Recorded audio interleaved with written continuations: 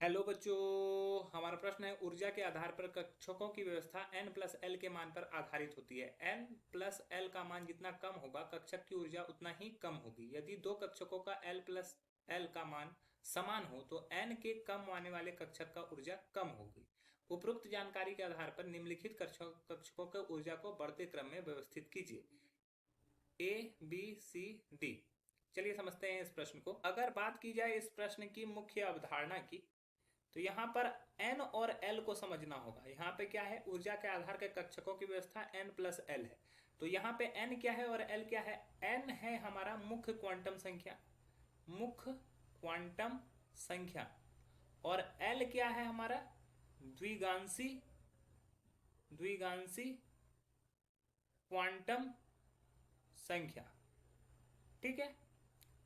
अब यहाँ पर L जो होता है वो हर उपकोष के लिए अलग होता है। S, P, D और F के लिए L का मान S के लिए 0 होता है, P के लिए 1, D के लिए 2 और F के लिए 3 होता है। अब यहाँ पर अगर मान लो ऑप्शन ए की बात करते हैं तो यहाँ पे क्या दिया हुआ है 1S, 2S, 3S और 2P। ठीक है। तो यहाँ पर 1 का मतलब हो गया, ये 1 जो डिनोट कर रहा है ये हमारे मुख्य क्वांटम संख्या को दिखा रहा है। और S जो है, S में L का वैल्यू क्या होता है, क्योंकि हमें क्या निकालना है n प्लस एल का वैल्यू। ठीक है। तो n प्लस एल अगर यहाँ के लिए देखें तो n का वैल्यू तो 1 हो गया और S का वैल्यू क्या होना चाहिए, क्योंकि S के लिए L का वैल्यू क्या होता है 0 होता है, तो 0 हो जाएगा, ये हो जाएगा 1। ठीक है। अगर वही 2S के लिए देखें तो n का वैल्यू यहाँ पे 2 हो गया और L का वैल्यू यहाँ पे 0 हो गया, तो ये हो जाएगा 2 प्लस 0 = 2। अगर 3S के लिए देखें तो n का वैल्यू यहाँ पे क्या है 3, L का वैल्यू 0 और यहाँ पे हो जाएगा 3 प्लस 0 मतलब कि 3। और 2P के लिए देखें तो n का वैल्यू क्या हो गया 2 और L का वैल्यू यहाँ पे हो जाएगा 1। क्यों, P के लिए 1 क्या होता है, P के लिए L होता है 1। तो ये हो जाएगा 2 प्लस 1 3। अब देखो बोला गया है कि जिसका n का वैल्यू कम उसका ऊर्जा भी कम। तो इस दोनों का वैल्यू समान है, इस दोनों का n प्लस एल का वैल्यू समान हो रहा है। तो n का वैल्यू कहाँ कम है, यहाँ पर n का वैल्यू कम है तो इसका ऊर्जा कम है। तो ये जो व्यवस्थित होगा क्या होगा, हम लोग को बोल रहा है बढ़ते क्रम में सजाने, तो छोटा से बड़ा लिखना है। तो सबसे पहले आएगा 1S, फिर आएगा 2S, फिर आएगा 2P और फिर आएगा हमारा 3S। ये हमारा पहला जो होगा बढ़ते क्रम में इसी तरह से लिखा जाएगा। करते हैं B की। ठीक है। B में क्या है 4S है, फिर 3S है, फिर 3P है और फिर 4D है। तो n का वैल्यू 4। ठीक है। n का वैल्यू 4 हो गया यहाँ पे और l का वैल्यू यहाँ पे क्या हो जाएगा, s के लिए 0 होगा।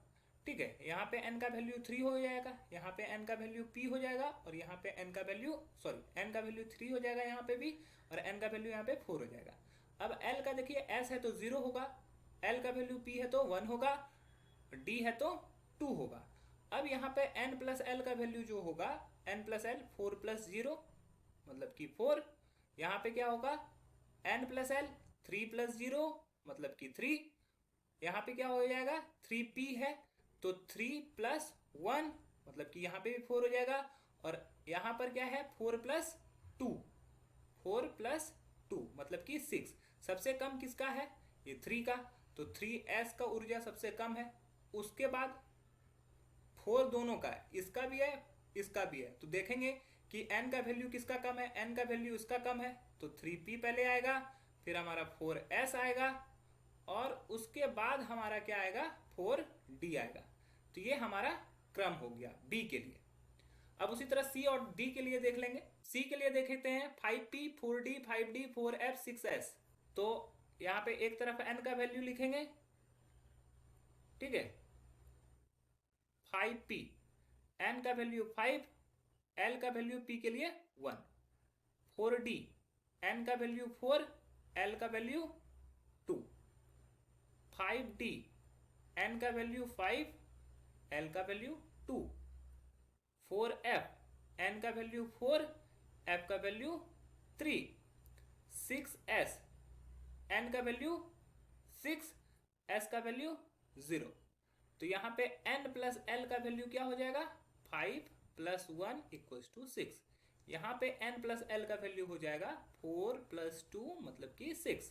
यहाँ पर n प्लस एल का मतलब हो गया 5 प्लस 2 मतलब कि 7। यहाँ पे n प्लस एल का वैल्यू हो गया 4 प्लस 3 मतलब कि 7। और यहाँ पे हो जाएगा n प्लस s, इसका मतलब हो गया 6 प्लस 0 मतलब कि 6। अब 6 तीन ठोका है, 1 2 3, तो इसमें सबसे कम l का n का वैल्यू सबसे नीचे कहाँ है, यहाँ पर है 4D में, ठीक है। उसके बाद 5P में, फिर 6S में, ठीक है।